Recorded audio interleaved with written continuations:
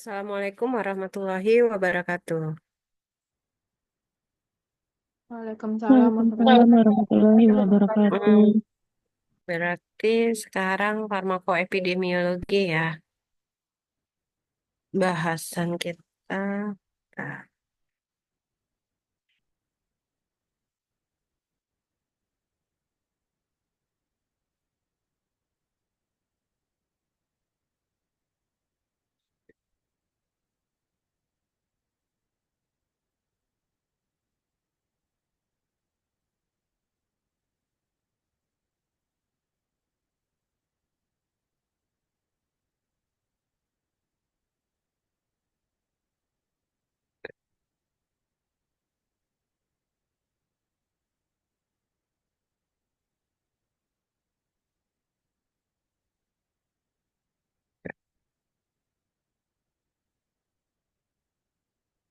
jadi setelah UTS ini kita balik lagi ini ya bahasan kita tentang vaksin, ya, studi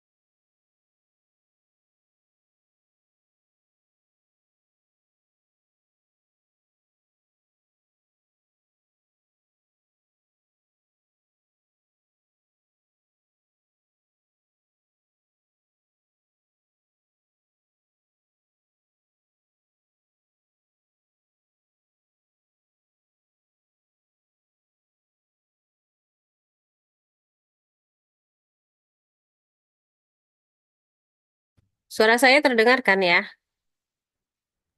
Terdengar, Bu. Ya, jadi setelah Iya, UTS kemarin, sekarang kita sampai UAS nanti ya, Desember atau Januari, kita membahas tentang vaksin, ya, bagaimana itu vaksin, bagaimana cara menganalisanya, lalu manajemen resiko, ya, definisi manajemen resiko, kemudian sumber resiko dari produk medis, serta risk assessment. Jadi assessment resiko itu apa aja. Kemudian ada tentang drug utilization review atau kajian penggunaan obat. Nah, di situ akan menjelaskan tentang fungsi pekajian penggunaan obat, kemudian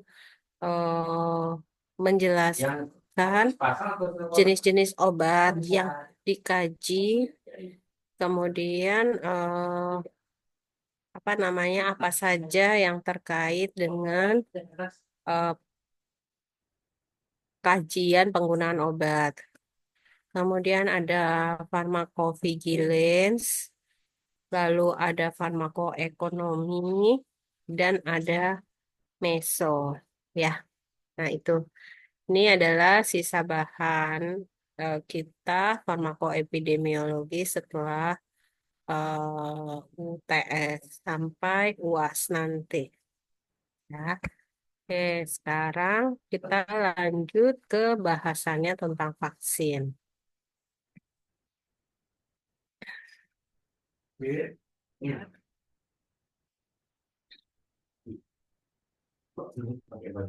Nah, seperti kita ketahui, vaksin itu merupakan produk biologis yang dapat menghasilkan imunitas spesifik untuk penyakit tertentu.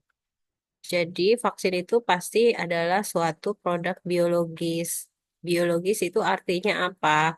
Bisa diambil dari hewan ataupun dari makhluk hidup, ya. Nah, nanti dia digunakan untuk menghasilkan atau menghasilkan imunitas ya bagi tubuh kita. Karena vaksin itu nanti disuntikkan kepada manusia, ya. Nah, ada yang eh, dinamakan dengan vaksinasi. Ini artinya adalah bahwa pemberian vaksin ke dalam tubuh untuk menghasilkan imunitas yang spesifik, ya. Kemudian ada lagi istilah dari imunisasi. Imunisasi itu artinya proses yang menyebabkan seseorang menjadi imun, menjadi kebal, ya, sehingga mencegah dari penyakit. Nah, yang kita sering dengar kan ada vaksinasi dan ada imunisasi, ya. Nah, apa sih pentingnya vaksinasi dalam pencegahan penularan penyakit menular? Jadi, vaksinasi itu nantinya akan meningkatkan kekebalan tubuh seseorang secara aktif terhadap suatu antigen. Antigen ini bisa berupa virus atau kuman dengan cara memberikan antigen tersebut. Sehingga bila terpajan atau bila terpapar ya dengan antigen yang sama, dia akan membuat zat kekebalan yang efektif, zat kekebalan yang spesifik bagi tubuh.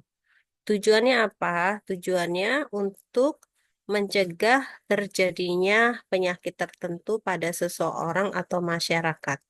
Bahkan nantinya bisa melenyapkan penyakit tertentu ya dengan vaksinasi karena ada penyakit kemudian dicari obatnya atau ditingkatkan kekebalan tubuh masyarakat sehingga masyarakat itu bisa kebal terhadap kuman-kuman yang masuk.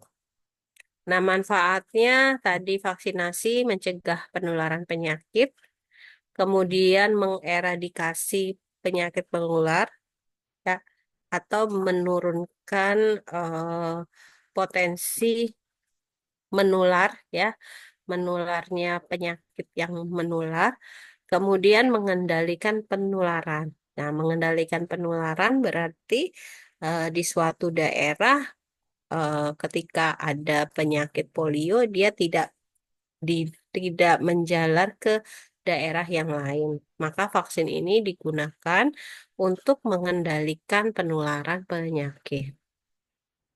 Mengapa sih orang dewasa memerlukan vaksin? Ya, karena ada beberapa penyakit yang dapat dicegah dengan vaksin tetapi belum hilang. Jadi harusnya eh, vaksin tersebut bisa menghilangkan penyakit karena kan sudah diberikan sistem kekebalan tubuh ya. Nah, kemudian vaksin sama pentingnya untuk kesehatan kita secara keseluruhan. seperti diet dan olahraga. Jadi kalau kita merasa bahwa diet dan olahraga itu perlu untuk kesehatan tubuh, maka vaksin sama pentingnya untuk kesehatan kita juga, ya. Ah, Kemudian vaksin itu akan aman dan efektif. Nah, karena pemberian imunisasi suatu kecil tidak memberikan jaminan kekebalan yang tetap untuk seumur hidup. Makanya orang dewasa itu perlu divaksin lagi. Walaupun pada waktu kecilnya dia sudah menerima vaksin. Karena tidak memberikan jaminan kekebalan yang tetap seumur hidup, ya. Jadi walaupun sudah disuntik vaksin, dia harus disuntik vaksin lagi supaya kekebalannya itu konsisten. Kemudian vaksin bisa berarti perbedaan antara hidup dan mati. Ya, oke.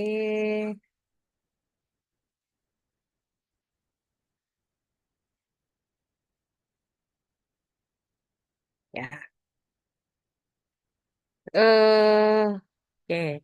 Nah, ini tadi udah ya manfaat vaksin mencegah penularan penyakit, mengeradikasi penyakit menular, artinya menurunkan eh, potensi dari penyakit menular, kemudian mengendalikan penularan penyakit. Ya. Nah, bagaimana mekanisme kerja vaksin di sini? Ya, ini bisa dipelajari nanti dari farmakologi ya. Kemudian cakupan imunisasi itu apa saja yang penting ya. Yang pertama, jika cakupan imunisasi turun tidak mencapai target yang diharapkan, maka itu bisa terjadi nantinya kejadian yang luar biasa. Nah, kemudian ada lagi yang namanya outbreak respon imunisasi. Artinya, untuk mengatasi outbreak respon upaya yang cepat dan terpadu dan membutuhkan biaya yang besar karena mungkin perlu dilakukan. Ya, nah ini adalah vaksin pertama kali, yaitu vaksin viola tahun 76. Kemudian apa saja sih imunisasi pada orang dewasa di Indonesia? Imunisasi pada anak secara massal itu telah dimulai pada tahun 1970 dan telah berkembang menjadi program imunisasi nasional. Ya, jadi mulai kita kecil bahkan ya itu sudah dikembangkan atau diwajibkan imunisasi untuk eh, kita, ya. Kemudian imunisasi dewasa. Nah, tadi dikarenakan vaksin yang kita dapatkan sewaktu kita masih balita itu tidak menjamin kekebalan tubuh ketika kita sudah dewasa, sehingga kita perlu lagi divaksin. Kemudian imunisasi dewasa biayanya masih ditanggung masyarakat. Artinya biaya vaksin itu ada yang terjangkau atau ada yang tidak terjangkau. Namun karena pemerintah menetapkan bahwa program imunisasi merupakan program nasional, maka dibuat aturan sama pemerintah bahwa imunisasi dasar yang dibutuhkan untuk bayi ya itu sudah menjadi suatu standar yang harus dipatuhi. Kemudian di luar negeri imunisasi dewasa sebagian besar ditanggung oleh negara. Nah, bagaimana dengan kita ya? Apakah imunisasi itu ditanggung oleh negara? Imunisasi dewasa masih biaya yang biasanya ditanggung oleh masyarakat kecuali tetanus dan difteri.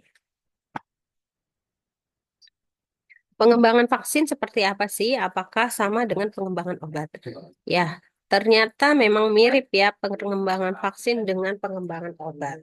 Ya, di mana membutuhkan yang namanya fase 1, fase 2, dan fase 3. Nah, di sini pun juga harus ada yang namanya clinical trial, ya, sekitar 1 sampai 2 tahun setelah ini panjang ya dari masa dari masa penemuan vaksin, dari masa penyediaan apa namanya penyediaan sediaan vaksin, ya. Nah itu meng, menggerus waktu 3 sampai 8 tahun.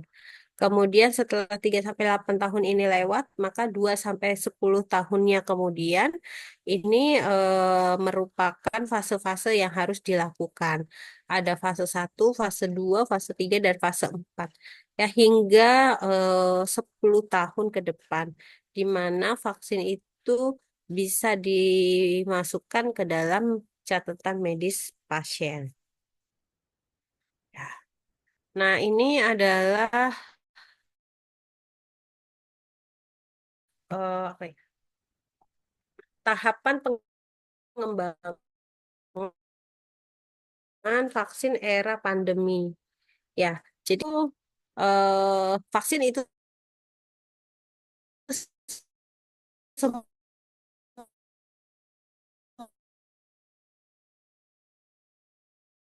semua perusahaan besar farmasi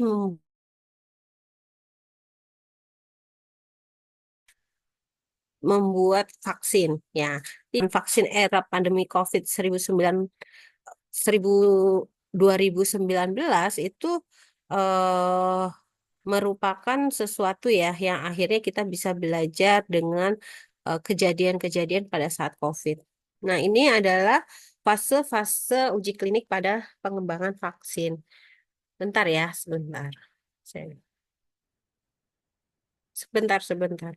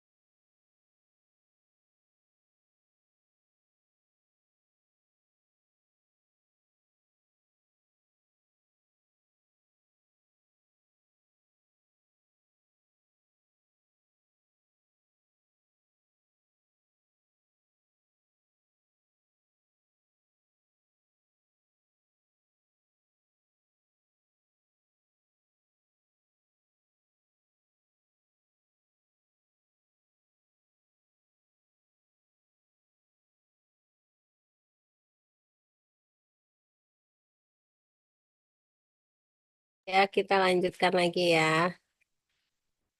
Tadi bahasan.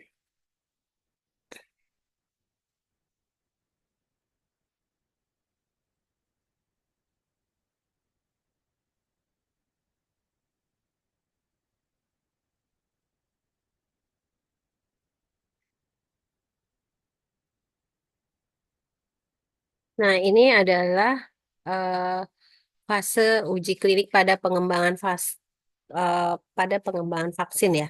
Sama sih seperti uji klinis pada obat, ada fase 1, ada fase 2, ada fase 3. Nah, sebelumnya kan kita bicara pada uji praklinis atau nantinya terakhir ada yang namanya post marketing surveillance. Nah, intinya sama saja ya, uji klinik pada vaksin atau pada obat-obatan. Nah, fase 1 tentunya kalau tujuannya untuk mengevaluasi keamanan dan reaktogenitas sekunder, menilai respon imun, ya. Kemudian tujuan fase 2 tentunya meningkat dosisnya, jadwal pemberiannya, data keamanan, dan data awal efikasi. Ya. Kemudian yang fase 3 lebih meningkat lagi nih tujuan pengembangan vaksin di fase 3, yaitu mengevaluasi efikasi vaksin, ya, biolit bioavailabilitasnya, ya, dan keamanan pada populasi yang lebih luas. Nah, ini tujuannya ya. Makin meningkat fasenya, maka eh, tujuan atau apa ya? Atau pengembangan vaksin, ya. Ini kan hasil penelitian itu semakin baik gitu. Ya. Nah, ini misal lagi, kalau misalnya di fase 1 biasa dengan non-random, open label, atau uji klinis acak tersamar tunggal atau ganda. Tapi di fase 2 udah wajib menggunakan RCT, ya. Atau di fase 3-nya sudah wajib menggunakan uji klinik acak. Jadi tidak sembarangan ya, fase 1 siapa aja yang boleh memberikan pendapat. Fase 2 siapa Pak? Siapa nih Pak? Bisa memberikan pendapat apa namanya? eh, oke. Kemudian nanti ini bisa dibaca ya. Oke. Kemudian ada yang namanya serokonversi dan seroprotektif. Artinya adalah kalau serokonversi, peningkatan antibodi yang spesifik terhadap vaksin setelah imunisasi. Jadi antibodinya meningkat nih. Nah, tapi kalau seroprotektif adalah level antibodi yang mencapai tingkatan yang dapat memberi perlindungan. Bedakan ya antara serokonversi dan seroprotektif. Nah, kemudian efikasi dan efektivitas. Apa sih perbedaan efikasi dan efektivitas? Efikasi vaksin itu adalah penurunan insiden penyakit pada kelompok yang divaksinasi dibandingkan dengan kelompok yang tidak divaksinasi. Artinya, apakah vaksin itu kondisinya optimal atau tidak? Itu efikasi. Kalau efektivitas adalah kemampuan vaksin di dalam mencegah penyakit yang sesuai pada populasi dunia nyata. Nah, bedakan antara efikasi dan efektif. Efektif itu kemampuan vaksin dalam mencegah penyakit yang ada. Kalau efikasi itu adalah penurunan insiden penyakit. Nah, ini adalah bagaimana atau apa saja faktor yang mempengaruhi seseorang terjangkit oleh virus. Yang pertama pastinya ada eh, inangnya itu ada mengalami sakit misalnya ya, kemudian duduk di ruangan lain yang terbuka gitu. Nah, ternyata mm, ketika kita menyebut bahwa apa namanya disebabkan oleh virus, maka kita hitung berapa jumlahnya, ya.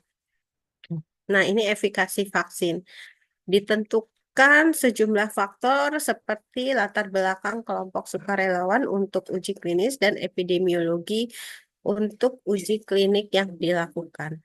Jadi ketika kita membuat vaksin ini kita harus pastikan berapa efikasi vaksin kita tersebut. Contohnya di sini adalah contoh ada perbedaan efikasi vaksin Sinovac RI dan vaksin Sinovac dari RI, dari Turki atau dari India ya. Nah, kita lihat di sini bahwa Sinovac atau vaksin COVID dahulunya itu Indonesia itu kemanjurannya itu adalah 65,3%. Nah, ini namanya efikasi vaksin. Berarti ada penurunan 65,3% kasus penyakit pada kelompok yang divaksinasi dibandingkan dengan kelompok yang tidak divaksinasi.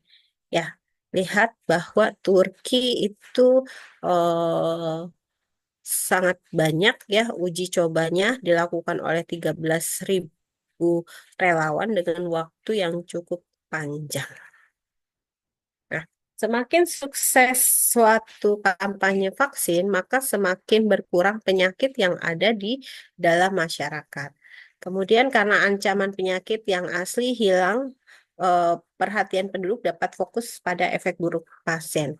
Kemudian distorsinya persepsi tentang resiko vaksin dan ancaman kesehatan yang jauh lebih besar oleh penyakit asli dapat menyebabkan penurunan pencernaan vaksin. Ya, nah jadi eh ketika kita tahu waktu vaksin COVID ya semua pabrik memproduksi obat. Nah, hati-hati bahwa semakin sukses harusnya semakin sukses kampanye kemarin maka semakin sedikit pasien yang menggunakan vaksin COVID.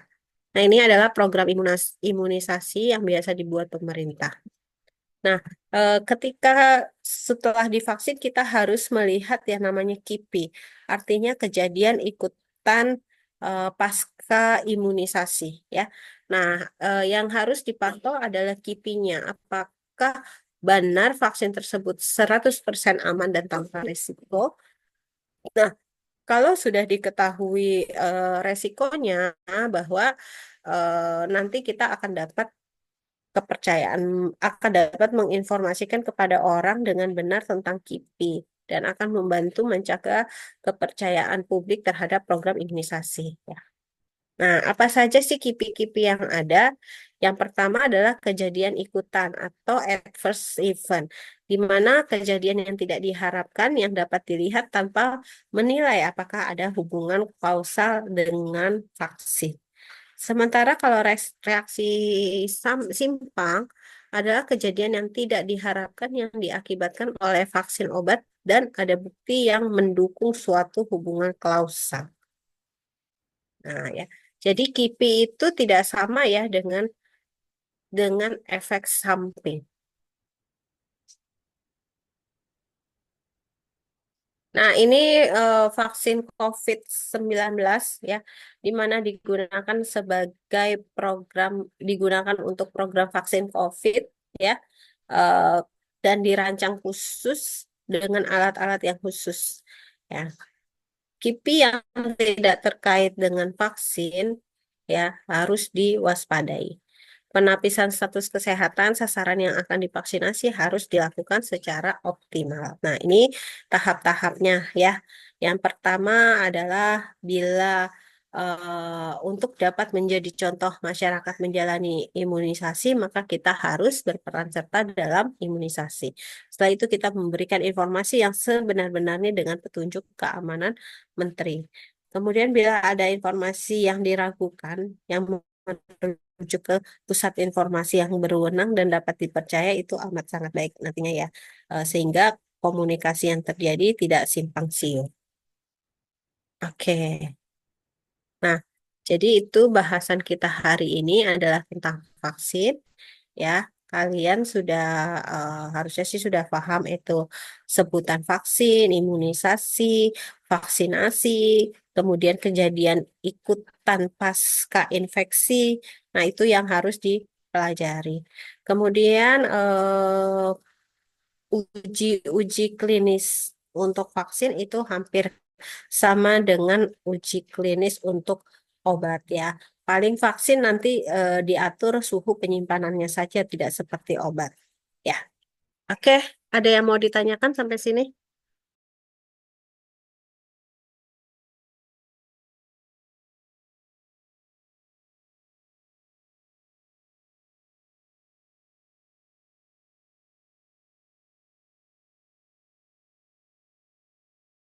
Absen ya, absen. Eh, mm.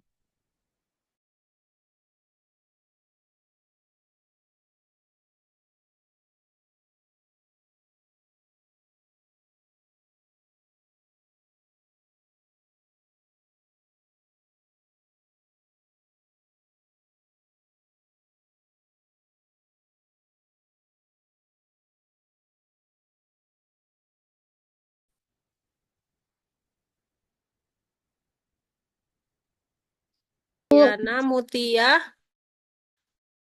Mutia hadir, Bu. Cecil ya, Cecil hadir, Bu. Hadir. Maulana Hadir, Bu. Ibrahim, Hadir, Bu. Rika, Ihwatunida, Winda Hadir, Bu. Aprianti, Ida, Bu. Era, Dea Erawanti, Hadir, Bu. Ayu Nurtalida. Ayu ada nggak? Nggak ada ya? Ngantuk ya?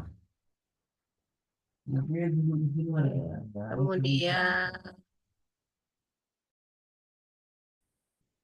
Dia duduk aja di sini main HP-nya. Ada sih, Bu, di parkiran, Bu. hmm? Ya udah biarin. Banget dekat anaknya dia. Hmm.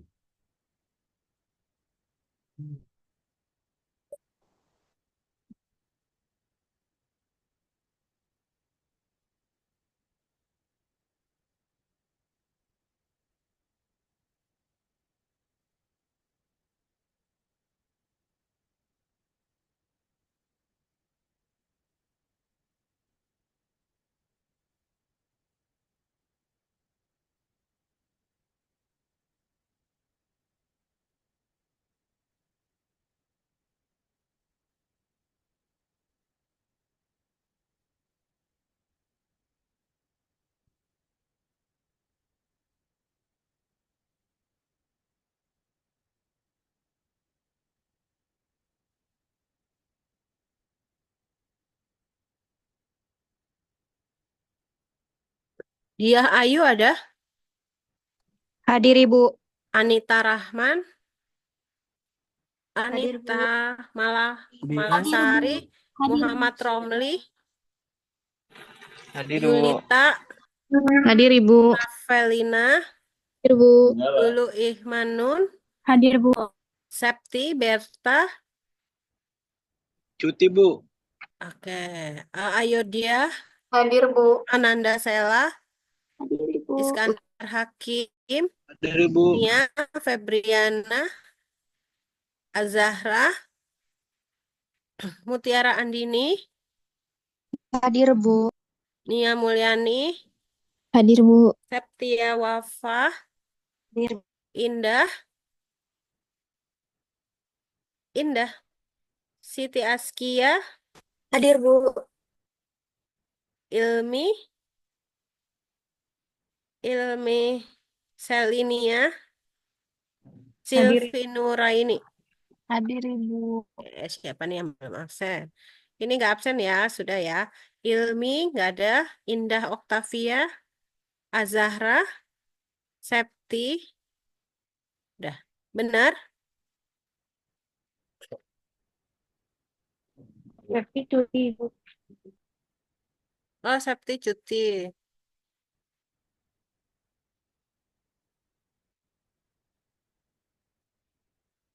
Azahra ada?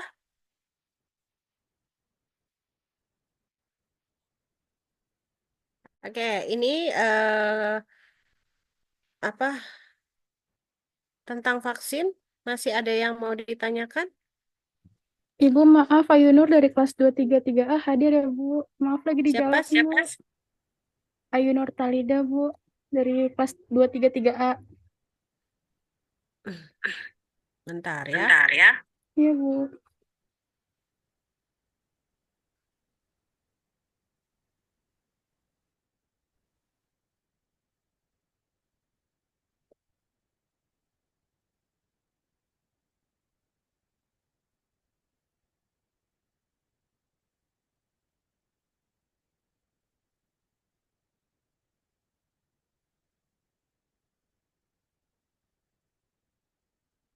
Bil.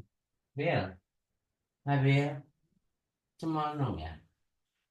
Bil, ayah mau dekat Nabil gimana? Duduk sini, nak.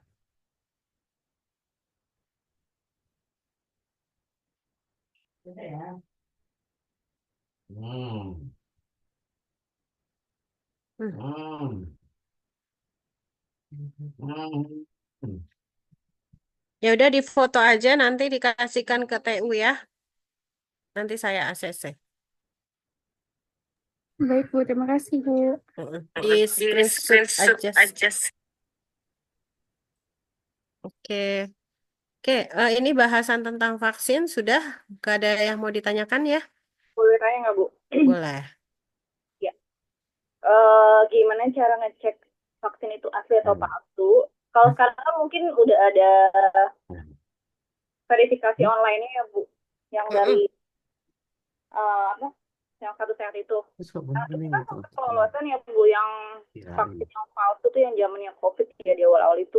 Nah, selain maksudnya untuk orang awam sendiri, Ayo Bil, kita misalkan geser lagi di ya, meja ada itu kan ada yang verifikasi online-nya penasaran itu. juga ya.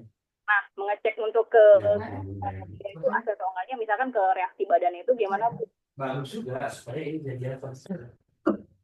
Yang pertama, kan harusnya sudah ada jaminan keaslian produk. Ya. Kita nggak tahu nih. Jadi kalau misalnya kita mau vaksinasi, harusnya di tempat-tempat yang sudah ditunjuk. Ya, itu. Kemudian kalau misalnya kayak vaksin yang untuk haji atau umroh, tentunya kan itu perlu buku kuning. Berarti kan nggak sembarangan tuh mendapatkan buku itu. Nah, buku itu pun sebenarnya dikeluarkan oleh badan yang sudah ditunjuk. Nah, buku itu pun nggak bisa dipalsukan ya, karena ada hologram-hologramnya. Itu yang pertama. Nah, untuk apa? Jadi yang pertama, bagaimana kita cara menghindarkannya dulu ya, supaya kita tidak terkena vaksin yang palsu disuntikan. Nah, membelinya di tempat-tempat yang resmi, ya kan? Nah, sekarang bagaimana kalau kejadian kemarin yang dahulu kala ada vaksinnya palsu, kan gitu tuh. Nah, vaksin palsu itu kan pasti dibawa oleh orang-orang tertentu, ya kan? Nah, orang-orang tertentu yang kita memang nggak tahu dan kita merasa kita percaya dengan orang tersebut dan kita mau saja disuntikan gitu. Memang kalau kita sendiri kan kalau namanya vaksin namanya langsung disuntikan ya manalah kita tahu vaksin itu palsu atau tidak kan. Nah, kalau sebagai farmasis kita yang memegang vaksinnya sendiri, mungkin kita bisa lihat dari tandanya ada ada apanya itu namanya ada VVM-nya, kemudian lihat apakah produknya itu berubah warna atau tidak, kemudian apakah kemasannya itu bagus atau tidak, itu aja melihatnya. Nah, kalau kalau tentang dalamnya vaksin ya kita nggak mungkin tahu ya, ke laboratorium cegah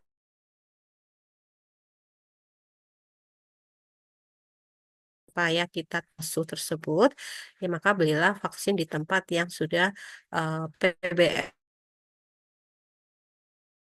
agak tertentu tuh ya ada dari mungkin dari mana ya, Bio Farma ada PBF-nya dan ada PBF yang ditunjuk untuk vaksin. Itu aja sih ya. Nah, sebagai pasien kita juga harusnya kalau mau imunisasi ya di tempat yang sudah resmi lah ya, kayak di rumah sakit misalnya kan. Kalau di klinik-klinik kita juga nggak yakin apakah itu benar vaksinnya. Masa sih kita di klinik kita mau vaksin nih gitu. Kita minta dong sertifik apanya faktur vaksinnya nggak mungkin juga kayak gitu ya. Jadi kan kita percaya-percaya aja ya kan. Nah, itu jadinya gimana ya? Kecuali kita juga lihat vaksinnya, tapi kalau kita nggak lihat vaksinnya ya kita memang nggak tahu. Terus obat palsu pun juga sama seperti itu, ya kan? Kadang kan bentuknya sama, blisternya sama bahkan ya. Tapi ternyata obatnya eh, menghasilkan efek yang tidak sama dari obat aslinya. Nah, kita sebagai pasien awam ya, kita nggak tahu apakah itu obatnya asli atau palsu. Berarti kan kita kena kena kejahatan yang kita tidak ketahui gitu. Secara ilmiah gimana Bu ya? Kita nggak tahu kalau kita nggak melihat sendiri barangnya, gitu kan? Kalau kita ke dokter, ya, waktu kasus vaksin palsu kan itu sebenarnya dokternya membawa sendiri produk tersebut, kemudian disuntikkan ke pasiennya sendiri, ya kan? Nah, sebagai pasien kita percaya ke dokter itu. Ya, tapi ternyata dokter itu berbuat yang tidak baik. Nah, kita nggak ngerti lagi. Kecuali kalau vaksinnya datangnya lewat farmasi. Nah, nanti kalau vaksinnya datang lewat farmasi, berarti kan kita harus telusuri, ya, oh, kita belinya benar apa tidak. Kemudian vaksin yang datang itu benar atau tidak secara dilihat dari fisiknya dahulu kan. Ada warna, ada bau mungkin, ada kotaknya penyok-penyok lah yang di atasnya gitu ya, atau tutupnya kendor dan yang lain-lain. Nah, biasanya kan itu yang harus kita lihat dahulu dari penerimaan barang, ya. Itu. Berarti artinya lebih kalau mau vaksin ke tempat yang ini aja Bu ya, yang Mm-mm. sakit gitu ya. Mm-mm. Kasus kemarin kan padahal di klinik ya Bu. Mhm. Tapi kan klinik pun juga ada klinik yang nakal-nakal gitu juga kan. Dan kita juga nggak tahu sih. Oh, nah sekarang bagaimana kita mau nanya, ini vaksinnya bener apa palsu kan nggak mungkin juga kita tanya kayak gitu ya. Tapi kita percaya kan dengan klinik itu. Tapi ternyata kliniknya tidak amanah. Jadi ya sebenarnya sih semuanya tergantung dari pelaku usaha gitu. Nah, kita sebagai pasien kita datang ke klinik, emang kita mau nanya ini vaksinnya benar apa enggak kan? Nggak mungkin juga rasa saya. Kita nggak bakalan tahu itu gitu. Kecuali kalau kita memang sebagai penanggung jawab tentang obat-obatan, mungkin kita akan bisa apa ya, meminta ya, mungkin meminta eh, misal ada rep yang datang, ini saya ada vaksin nih, ya pasti kita akan minta lah mana perusahaannya apa, kemudian distribusi obatnya bagaimana, kemudian badan POM-nya seperti apa, seperti itu. Tapi kalau kita datang ke klinik atau datang ke misalnya dokter praktek itu kan nggak boleh memesan obat sendiri, ya kan? Nggak ada kewenangan dokter itu dispensing obat sih sebenarnya. Jadi harusnya nggak boleh. Dari mana dokternya? Sedangkan kita aja kalau pesen itu harus dimintain KTP, surat izin, dan yang lain-lain. Lah, kok dokter kok bisa memesan obat ya? Itu sih jawaban saya. Paham ya? Kalau untuk vaksinnya sendiri berarti itu yang palsu itu bisa nyebabin infeksi juga ya Kang Ibu ya? Apa? Untuk vaksin palsunya sendiri berarti bisa menyebabkan kan pastinya udah nggak ada kekebalan kan di badannya ya Bu, di badan kita ya. Iya. Tapi Kalau menyebabkan infeksi juga berarti ya Bu, kemungkinan ya. kalau infeksi ya mungkin karena tertusuk jarumnya, ya kan? Kalau vaksin itu kan orang nggak lihat semua warnanya putih semua kayak karena air. Kayak kayak air. Ya berarti mungkin dalamnya ya air biasa itu. Itu. Kita kan nggak tahu ya. Etiket bisa dipalsukan, ya kan? Kemudian beli ampul atau segala macamnya sudah ada yang jual, gitu. Nah, kita nggak bakalan tahu vaksin itu asli atau palsu gimana coba. Kecuali eh, ya segini aja sih, segala perbuatan yang salah pasti akan ketahuan nanti akhirnya. Nah, tapi kita kalau farmasis, kita ditempatkan di misalnya di gudang obat atau di bagian pengadaan, ya kita memang harus pastikan bahwa produk yang kita terima itu memang dijamin keasliannya, nggak palsu. Ya, gimana cara cara memastikan keaslian dari satu produk ya? Nah, itu tadi pastikan bahwa pabriknya sudah mempunyai izin, sudah mempunyai apa namanya sertifikat dari Badan POM, cara pembuatan distribusi obat yang baik, kemudian produknya sudah ada nomor izin edarnya, seperti itu. Ya, Iya, Bu. Terima Ada kasih. Bu. oke. Ada lagi? Ya, terima kasih.